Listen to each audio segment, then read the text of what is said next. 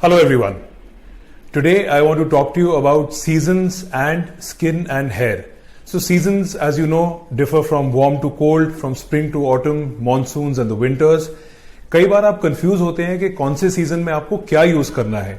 सो आज मैं आपको कुछ गाइडलाइंस दूंगा जिससे कि आप समझ पाएंगे कि आपका हेयर और स्किन कौन से सीजन के हिसाब से आपको क्या क्या यूज करना चाहिए. And we gonna focus primarily on winters since winter is coming.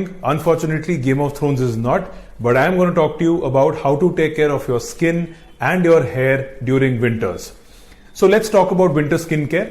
इसमें हम cover करेंगे skin care, in which I'll cover the face first, then the body, then we're going to cover hair care. So let's start with facial skin care.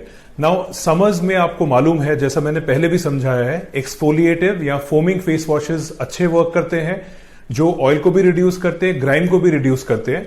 मगर winters में how the game changes is that if you use the same cleanser which means a clarifying और an exfoliating cleanser that will cause you dryness, irritation and scaling. इसलिए winters में आप mild, non foaming, hydrating face washes use करेंगे, जिसमें एक trick और भी है. सो विंटर्स में अगर आपको, for example if your skin is very oily और आपको विंटर्स में भी एक्सफोलिएटिंग फेस वॉश यूज करना है, you can do it, but then you have to apply or layer it with a very creamy moisturizer to offset the same. As long as you maintain this balance, you are good to go. There are also certain hydrating agents such as hyaluronic acid which can be acceptable in colder months. Always try to lean towards a ceramide based moisturizer twice a day for combination to dry skin, as ceramides are natural lipids which will restore and repair your skin barrier. Ceramides हमारे normal skin में पाए जाते हैं in the first layer of the skin, and they replace and repair ceramides in our own skin. So good and long term protection आपको harsh winter से मिल सकते हैं with a ceramide based moisturizer. Next is sunscreens. Sunscreens के बारे में बताने से पहले जो मुझसे कॉमनली क्वेश्चन पूछा जाता है वो ये है, should you B wearing sunscreen during the winter season.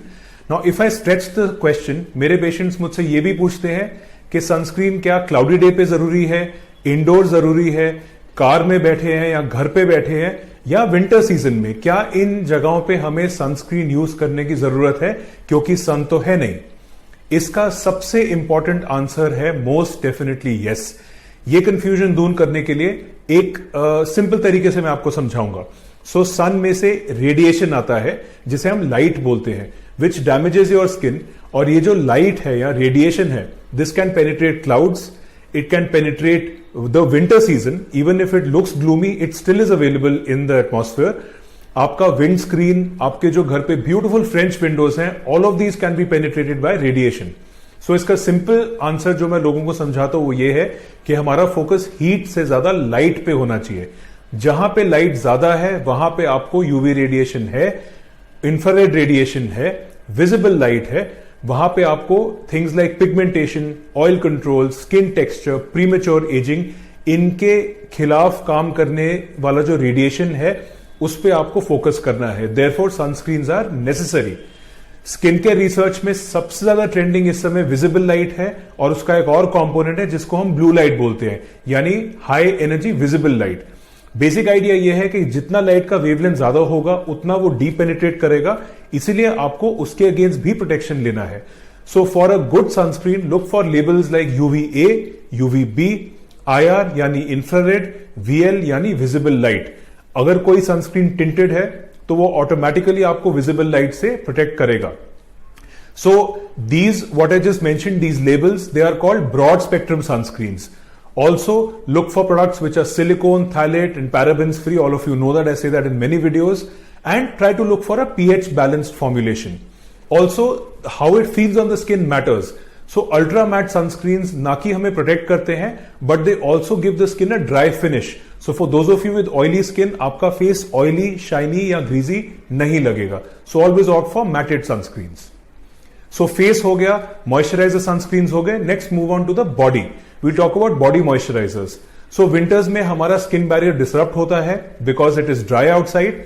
हमारा स्किन बैरियर हमें प्रोटेक्ट करता है माइक्रोब से, यानी bacteria, fungi, viruses, chemicals, irritants, allergens and even from simple weather changes. It also protects water loss from the skin, यानी कि अगर skin में मॉइस्चर है वो उसको लॉक करके रखता है. That is what a good barrier does. Atopic dermatitis एक ऐसा कंडीशन है जिसमें आपका स्किन बैरियर फंक्शन डिसरप्ट होता है, यानी कि ये जो सब चीजें मैंने आपको पहले बताई, ये सारे पदार्थ स्किन के अंदर एंटर कर सकते हैं and they can cause inflammation and can give rise to itching, redness and eczemas. ये सब आप चीजें आप जानते हैं। और स्किन से वाटर लॉस भी होगा। ऑब्वियसली अगर बैरियर नहीं है तो अंदर से ब्रीच होगा, तो आपका वाटर लॉस भी होगा स्किन से, which will make matters even worse. So जायज सी बात है कि जब हमारे बैरियर में प्रॉब्लम है, we have to look for a cream which gives us barrier repair and barrier protection. इसमें आप क्रीम या लोशन यूज कर सकते हैं depending on what formulation you want. ऐसा एक मॉइस्चराइजर चूज करिए जिससे कि स्किन काम रहे और वो अपने आप अपने को रिपेयर भी कर पाए। So look for ingredients such as ceramides जो स्किन लेयर को रीबिल्ड करते हैं, एंड बटर्स लाइक शिया और मैंगो विच वर्क एज ऑक्लूसिव्स। ऑक्लूसिव्स यानी ये मॉइस्चर को स्किन में लॉक करके रखता है, सील करके रखता है, so the skin stage hydrated.